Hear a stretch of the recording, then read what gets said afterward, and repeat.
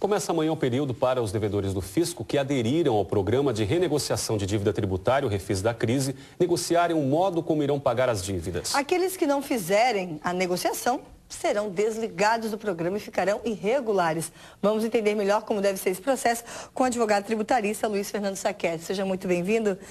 Vamos começar explicando quem exatamente precisa ficar atento a esse processo. Primeiramente, um bom dia a vocês e ao público catarinense. Quem precisa ficar atento é quem aderiu lá até 30 de novembro de 2009 ao Refis da Crise, certo? A partir de então, os contribuintes passaram a recolher uma parcela mínima para esse parcelamento, aguardando a chamada consolidação, que é aquela que inicia amanhã, a partir de 1º de março, e vai ter sua data final até 29 de julho. Então, quem não observar os prazos que vão abrir a partir de amanhã, que não respeitar as informações que a Receita Federal vai passar a solicitar, pode ser desligado e passar a enfrentar uma situação bem ruim. Vamos lembrar um pouquinho o que é esse Refis da Crise? O Refis da Crise foi um programa de parcelamento, um grande programa de parcelamento aberto pela União em 2009, que permitiu que quem tivesse dívidas com a União Federal, tanto dívidas na Receita Federal como na Procuradoria, pudesse parcelar essas dívidas em até 180 meses. E esse parcelamento foi acompanhado de um grande perdão de dívidas. Os contribuintes que aderiram tiveram redução, em alguns casos, de até 100% das suas multas, ou 40% dos juros e até dos honorários, que serão devidos à Fazenda Nacional nos processos judiciais que estavam tramitando.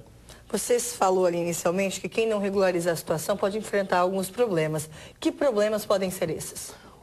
O problema mais grave é que quem não regularizar pode ser excluído desse programa de parcelamento. E aí todos os benefícios que ele ganhou, seja perdão de dívidas, de multa, de honorários, voltam todos.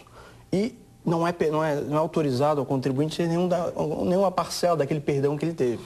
Ou seja, você perde todo o seu benefício e a única coisa que você tem é a amortização daquilo que você pagou. Mais nada. Micro e pequenas empresas também têm refis? Aí que está, esse é um ponto interessante da lei.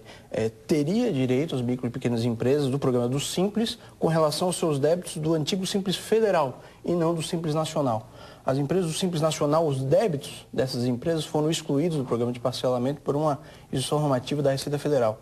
Várias empresas ingressaram na Justiça e algumas até obteram liminares para ingressar nesse programa, mas a situação ainda não teve uma definição pelo Judiciário. Foi até um telespectador nosso que ligou, ele quer saber qual é a sua avaliação, o que você recomenda a respeito disso, é justo, injusto para os micro e pequenos? Olha, felizmente no Brasil nós temos a autonomia e a regra que o que determina é a lei. E nesse caso, o que impediu que os débitos do Simples Nacional fossem inseridos no parcelamento foi uma instrução normativa da Receita Federal. Então é provável que o Poder Judiciário afaste essa vedação e permita que esses débitos sejam sim parcelados pelo Refis da Crise. Porém, como eu falei, como é uma definição do Poder Judiciário, nós vamos ter que aguardar ainda o trâmite dessas ações, que devem ter alguns anos ainda a tramitar. Agora, Luiz Fernando, até agora, tanto as pessoas físicas como as jurídicas que fizeram adesão vinham pagando uma parcela mínima da dívida. De quanto era e como é que fica a partir de agora? Realmente, quem aderiu a esse programa, por lei, era obrigado a pagar uma parcela mínima de R$100 no caso de pessoa jurídica e R$50 no caso de pessoas físicas, até a chamada consolidação.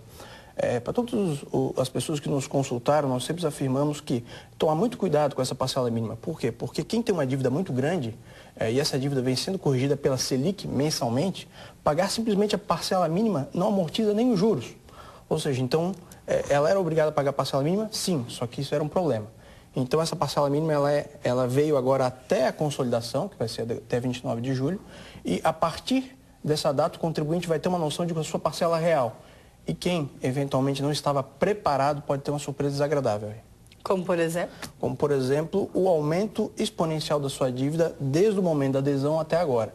Ou seja, quem calculava pagar uma parcela mínima, hipoteticamente falando, de R$5.000, teve essa dívida sendo majorada pela Selic e pagando só aquela parcela mínima de R$100 ou R$50 e agora digamos assim, as suas parcelas reduziram, porque ele não aproveitou aquele período em que ele pagava só aquele mínimo. Mais alguma dica importante para quem está devendo? A dica principal é observar os prazos, entrar no site da Receita Federal, consultar. Por quê? Porque agora, no período de março, 1º a 30 de março, nós teremos um momento muito importante nesse refis. Por quê? Porque a Receita Federal permitiu que quem cometeu algum pequeno deslize, algum pequeno problema, pode incluir novas opções ou alterar opções feitas de forma equivocada. Ou seja, então o período de março é o período mais importante para quem aderiu nesse Refis da Crise para corrigir problemas. Muito obrigada pelas explicações e recomendações. Bom dia.